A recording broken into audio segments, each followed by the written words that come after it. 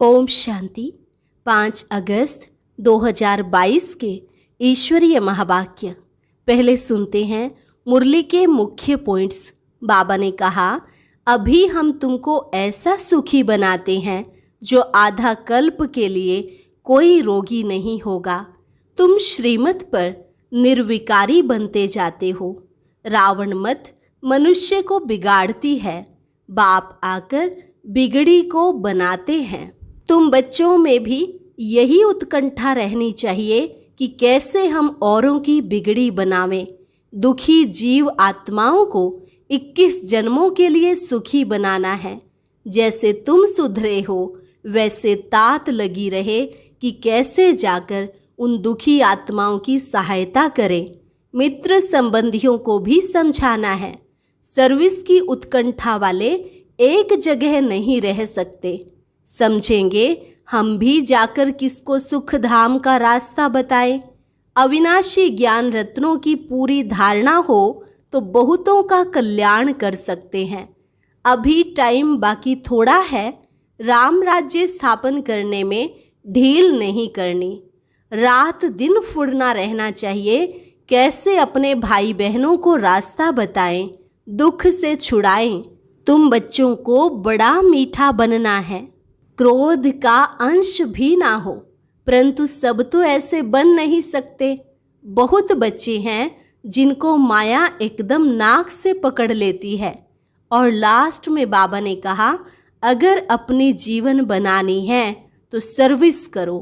शौक होगा तो कहेंगे बाबा हमको भी सर्विस पर भेजो। बच्चों का धंधा ही है सबको सच्ची गीता सुनाना।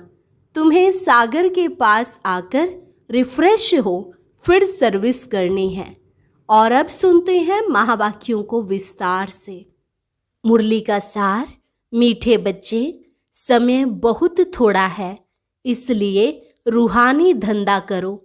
सबसे अच्छा धंधा है बाप और वर्षे को याद करना। बाकी सब खोटे धंधे हैं। प्रश्न, तुम बच्चों के अंदर कौन सी उत्कंठा होनी चाहिए? उत्तर, कैसे हम बिगड़ी हुई आत्माओं को सुधारें, सभी को दुख से छुड़ाकर 21 जन्मों के लिए सुख का रास्ता बतावें, सबको बाप का सच्चा सच्चा परिचय दें। यह उत्कंठा तुम बच्चों में होनी चाहिए।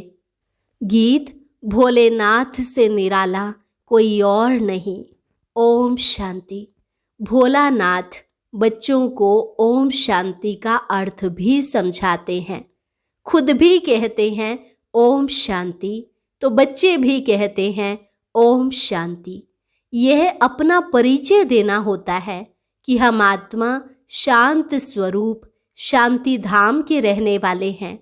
हमारा बाप भी वहाँ का रहने वाला है। भक्ति मार्ग में भी बाबा बाबा कहते हैं। भले मनुष्य गाते हैं, परंतु हैं रावण मत पर। रावण मत मनुष्य को बिगाड़ती है, बाप आकर बिगड़ी को बनाते हैं। रावण भी एक है, राम भी एक है। 5 विकारों को मिलाकर कहते हैं रावण। रावण अपना राज्य स्थापन करते हैं शोक वाटिका में बैठने का। वह बिगाड़ते हैं, वह बनाते हैं। रावण को मनुष्य नहीं कहा जाता है, परंतु दिखाते हैं 5 विकार पुरुष के, 5 विकार स्त्री के। रावण राज्य में दोनों विकार हैं। तुम जानते हो 5 विकार हमारे में भी थे। अभी हम श्रीमत पर निर्विकारी बनते जाते हैं, बिगड़ी को सुधार रहे हैं। जैसे बाप सबकी बिगड़ी बनाते हैं, बच्चों में भी यही उत्कंठा रहनी चाहिए कि कैसे हम बिगड़ी को बनावें। सब मनुष्य मात्र 1-2 की बिगाड़ते रहते हैं। बिगड़ी को सुधारने वाला एक ही बाप है। तो जैसे तुम सुधरे हो वैसे तात लगन लगी रहे कि कैसे जाकर दुखी आत्माओं की सहायता करें। बाप की जो उत्कंठा है वह सपूत बच्चे ही पूरी कर सकते हैं। बच्चों की बुद्धि में उत्कंठा रहनी चाहिए कि कैसे किसकी बिगड़ी को बनाएं। मित्र संबंधियों को भी समझाना चाहिए, उनको भी रास्ता बतावें। दुखी जीव आत्माओं को 21 जन्मों के लिए सुखी बनाएं। फिर भी हमारे भाई बहन हैं, बहुत दुखी अशांत हैं। हम तो बाप से वर्षा ले रहे हैं, तो ख्याल आना चाहिए कि कैसे जाकर किसको समझाएं, भाषण करें, घर घर जाएं, मंदिरों में जाएं। बाप मत देते हैं, मंदिरों में बहुत सर्विस कर सकते हो, भक्त बहुत हैं। अंधश्रद्धा से शिव के मंदिर में बहुत जाते हैं, अंदर में कोई न कोई आश रख कर जाते हैं। यह नहीं समझते कि शिव हमारा बाप है। उनकी इतनी जो महिमा है तो जरूर कभी कुछ करके गए होंगे। शिव के मंदिर में क्यों जाते हैं? अमरनाथ पर यात्रा करने क्यों जाते हैं? ढेर यात्रियों को ब्राह्मण लोग व सन्यासी ले जाते हैं। यह है भक्ति मार्ग का धंधा। इससे तो सुधरेंगे नहीं। भोलानाथ बाप ही आकर बिगड़ी को बनाते हैं। वह विश्व का रचयिता अथवा मालिक है, लेकिन खुद नहीं बनता है। मालिक तुम बच्चों को बनाते हैं, परंतु वह उच्च है, उनसे वर्षा मिल रहा है। तुमको दिल में आना चाहिए कि कैसे हम भाई बहनों को रास्ता बताएं। किसको दुखी रोगी देखा जाता है तो रहम आता है ना। बाप कहते हैं, अभी हम तुमको ऐसा सुखी बनाते हैं जो आधा कल्प के लिए रोगी नहीं होंगे। तो तुम बच्चों को औरों को भी सुख धाम का रास्ता बताना है। सर्विस की उत्कंठा वाले एक जगह रह नहीं सकेंगे। समझेंगे हम भी जाकर किसको सुख धाम का रास्ता बताएं। बाबा तो बहुत ललकार करते हैं। अविनाशी ज्ञान रत्नों की पूरी धारणा होगी तो बहुतों का कल्याण कर सकते हैं। इस राजाई की स्थापना में पैसे की दरकार नहीं रहती। वो लोग तो आपस में ही लड़ते झगड़ते रहते हैं रावण की मत पर। हम रावण से राज्य छीनते हैं। राम राज्य राम द्वारा ही मिलता है। सतयुग में राम राज्य शुरू होता है। यहाँ कलयुग में राम राज्य कहाँ से आया? यह तो रावण राज्य है। सब दुखी हैं। यह बात तुम सभी को समझा सकते हो। पहले उन्हें समझाना है जो गरीब हैं, व्यापारी हैं। बाकी बड़े आदमी तो कहेंगे हमको फुर्सत नहीं है, हम बिजी हैं, समझते हैं हम भारत को स्वर्ग बना रहे हैं, प्लान करते रहते हैं। लेकिन तुम जानते हो शिव बाबा बिगर कोई स्वर्ग बना नहीं सकते।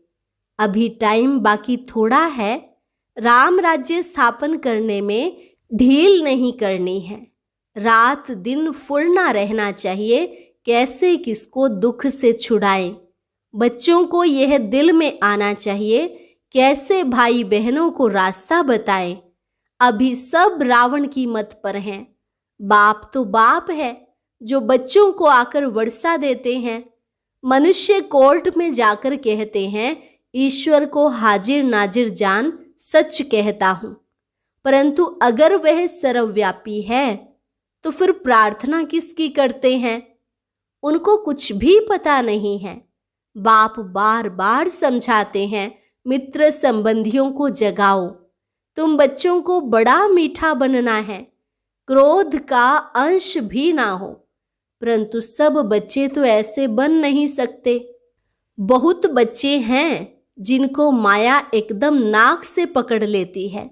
कितना भी समझाओ तो भी सुनते ही नहीं। बाप भी समझते हैं शायद टाइम लगेगा जब सब अच्छी रीति बाप की सर्विस में लग जाए। शौक भी तो चाहिए ना, जो आकर कहें कि बाबा हमको सर्विस पर भेजो, हम जाकर औरों का कल्याण करें। परंतु बोलते नहीं। बच्चों का धंधा ही है सच्ची गीता सुनाना। अक्षर ही दो हैं, अल्फ और बे। बाबा ने अच्छी रीति युक्ति समझाई है। पहली बात ही यह है परम पिता परमात्मा से आपका क्या संबंध है। नीचे में प्रजापिता ब्रह्मा कुमारी नाम लिखा हुआ हो। बाबा बहुत नया तरीका, बहुत सहज बताते हैं।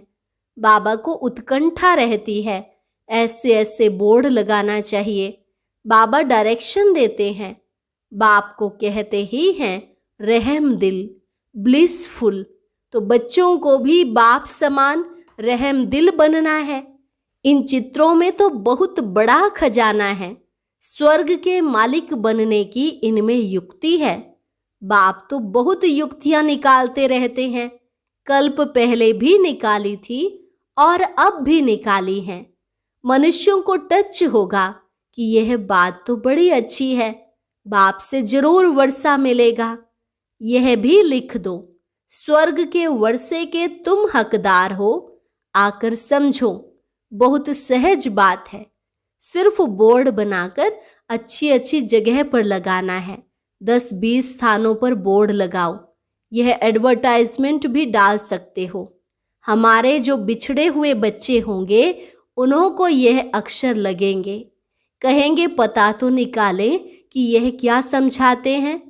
यह भी लिखा हुआ हो कि इस पहेली को समझने से तुम मुक्ति, जीवन मुक्ति को पा सकते हो 1 सेकंड में। बाप कहते हैं अगर अपनी जीवन बनानी है तो सर्विस करो। सागर पास आकर रिफ्रेश हो, फिर सर्विस करनी है। भक्ति मार्ग में तो आधा कल्प धक्के खाए हैं। यहाँ तो 1 सेकंड में बाप को जान, बाप से वर्षा पाना है। सबकी वानप्रस्थ अवस्था है, मौत सामने खड़ा है। सबसे अच्छा धंधा है यह। बाकी जो भी मनुष्य धंधे करते हैं वह हैं खोटे। एक धंधा सिर्फ करना है, बाप और वर्षे को याद करो। कॉलेजों में जाकर प्रिंसिपल को समझाओ तो पढ़ने वाले भी समझें तुम कितना सहज वर्षा ले रहे हो। जितना हो सके बाप को याद करो। अच्छा, मीठे मीठे सिकिलधे बच्चों प्रति माता पिता बाप दादा का याद प्यार और गुड मॉर्निंग। रूहानी बाप की रूहानी बच्चों को नमस्ते। रूहानी बच्चों की रूहानी बाप दादा को नमस्ते नमस्ते, गुड मॉर्निंग। धारणा के लिए मुख्य सार। पहली पॉइंट, बहुत बहुत मीठा बनना है। क्रोध का अंश भी निकाल देना है। बाप समान रहम दिल बन सर्विस पर तत्पर रहना है। दूसरी पॉइंट, मौत सामने खड़ा है, वानप्रस्थ अवस्था है, इसलिए बाप को और वर्षे को याद करना है। भारत को राम राज्य बनाने की सेवा में अपना सब कुछ सफल करना है। आज का वरदान, देह अभिमान के अंश मात्र की भी बलि चढ़ाने वाले महाबलवान भव। देह अभिमान के अंश मात्र की भी बलि चढ़ाने वाले महाबलवान भव। सबसे बड़ी कमजोरी है देह अभिमान। देह अभिमान का सूक्ष्म वंश बहुत बड़ा है। देह अभिमान की बलि चढ़ाना अर्थात अंश और वंश सहित समर्पित होना। ऐसे बलि चढ़ाने वाले ही महाबलवान बनते हैं। यदि देह अभिमान का कोई भी अंश छिपा कर रख लिया, अभिमान को ही स्वमान समझ लिया, तो उसमें अल्पकाल की विजय भले दिखाई देगी, लेकिन बहुत काल की हार समाई हुई है। स्लोगन, इच्छा नहीं थी लेकिन अच्छा लग गया, यह भी जीवन बंद स्थिति है। इच्छा नहीं थी लेकिन अच्छा लग गया, यह भी जीवन बंद स्थिति है। अभी है मातेश्वरी जी के अनमोल महावाक्य। इस अविनाशी ज्ञान को परमात्म ज्ञान कहते हैं। इस ज्ञान का मतलब है जीते जी मर जाना। इसलिए कोटों में कोई विरला यह ज्ञान लेने की हिम्मत रखता है। यह तो हम जानते हैं कि यह ज्ञान प्रैक्टिकल जीवन बनाता है। हम जो सुनते हैं वो प्रैक्टिकल में बनते हैं। ऐसा ज्ञान कोई साधु संत महात्मा दे नहीं सकते। वो लोग ऐसे नहीं कहेंगे मन मना भव। अब यह फरमान सिर्फ परमात्मा ही कर सकता है। मन मना भव का अर्थ है मेरे साथ योग लगाओ। अगर मेरे साथ योग लगाएंगे तो मैं तुम्हें पापों से मुक्त कर बैकुंठ की बादशाही दूंगा। वहां तुम चलकर राज्य करेंगे। इसलिए इस ज्ञान को राजाओं का राजा कहते हैं। अब यह ज्ञान लेना बहुत महंगा सौदा है। ज्ञान लेना अर्थात एक ही धक से जीते जी मर जाना। शास्त्रों आदि का ज्ञान लेना तो बिल्कुल सस्ता सौदा है। उसमें तो घड़ी घड़ी मरना होगा, क्योंकि वो परमात्मा ज्ञान नहीं देते। इसलिए बाबा कहते हैं अभी जो करना है वो अब करो, फिर यह व्यापार नहीं रहेगा। परमपिता परमात्मा को सत्य चित्त आनंद स्वरूप भी कहते हैं। अब परमात्मा सत्य क्यों कहते हैं? क्योंकि वह अविनाशी इमॉर्टल है। वो कब असत्य नहीं होता, अजर अमर है। और परमात्मा को चैतन्य स्वरूप भी कहते हैं। चैतन्य का अर्थ है परमात्मा भी मन बुद्धि सहित है। उसको नॉलेजफुल, पीसफुल कहते हैं। वो ज्ञान और योग सिखला रहे हैं, इसलिए परमात्मा को चैतन्य भी कहते हैं। भले वो अजन्मा भी है, वो हम आत्माओं के मुआफिक जन्म नहीं लेता। परमात्मा को भी यह नॉलेज और शांति देने के लिए ब्रह्मा तन का लोन लेना पड़ता है। तो वो जब चैतन्य है तभी तो मुख द्वारा हमें ज्ञान योग सिखला रहे हैं। और फिर परमात्मा को सत्यचित आनंद स्वरूप भी कहते हैं। तो यह सब गुण परमात्मा में भरे हुए हैं, इसलिए परमात्मा को सुख दुख से न्यारा कहते हैं। हम ऐसे नहीं कहेंगे कि परमात्मा कोई दुख दाता है, नहीं, वो सदा सुख आनंद का भंडार है। जब उसके गुण ही सुख आनंद देने वाले हैं तो फिर हम आत्माओं को वह दुख कैसे दे सकते हैं? बहुत मनुष्य ऐसे समझ बैठे हैं कि यह जो अनादि बना बनाया सृष्टि ड्रामा चल रहा है वो सारा परमात्मा चला रहा है। इसलिए वो कहते हैं कि मनुष्य के कुछ ना ही हाथ, करन करावनहार स्वामी, सब कुछ परमात्मा ही करता है। सुख दुख दोनों भाग परमात्मा ने ही बनाया है। अब ऐसी बुद्धि वालों को कौन सी बुद्धि कहा जाएगा? पहले पहले उन्होंने यह समझना जरूर है कि यह अनादि बनी बनाई सृष्टि का खेल ऑटोमेटिक चलता रहता है। साथ साथ यह भी कहते हैं कि यह सब कुछ परमात्मा ही करता है। यह जो परमात्मा को करन करावनहार कहते हैं, यह नाम फिर कौन सी हस्ती के ऊपर पड़ा है? अब इन बातों को समझना है। पहले तो यह समझना है कि यह जो सृष्टि का अनादि नियम है वो तो बना बनाया है। जैसे परमात्मा अनादि है, वैसे यह चक्र भी आदि से लेकर अंत तक अनादि अविनाशी बना बनाया है। जैसे बीज में अंडरस्टूड वृक्ष का ज्ञान है और वृक्ष में अंडरस्टूड बीज है, दोनों कंबाइंड हैं, दोनों अविनाशी हैं। बाकी बीज का क्या काम है? बीज बोना, झाड़ निकलना। अगर बीज ना बोया जाए तो वृक्ष उत्पन्न नहीं होता। तो परमात्मा भी स्वयं इस सारी सृष्टि का बीज रूप है और परमात्मा का पार्ट है बीज बोना। परमात्मा ही कहता है मैं परमात्मा हूं ही तब जब बीज बोता हूं, नहीं तो बीज और वृक्ष अनादि है। अगर बीज नहीं बोया जाए तो वृक्ष कैसे निकलेगा? मेरा नाम परमात्मा ही तब है जब मेरा परम कार्य है। मेरी सृष्टि वही है जो मैं खुद पार्टधारी बन बीज बोता हूँ। सृष्टि की आदि भी करता हूँ और अंत भी करता हूँ। मैं करनधारी बन बीज बोता हूँ, आदि करता हूँ बीज बोने समय। फिर अंत का भी बीज आता है, फिर सारा झाड़ बीज की ताकत पकड़ लेता है। बीज का मतलब है रचना करना। फिर उनकी अंत करना, पुरानी सृष्टि की अंत करना और नई सृष्टि की आदि करना। इसको ही कहते हैं परमात्मा सब कुछ करता है। अच्छा, और अब सुनते हैं आज का अव्यक्त ज्ञान मोती।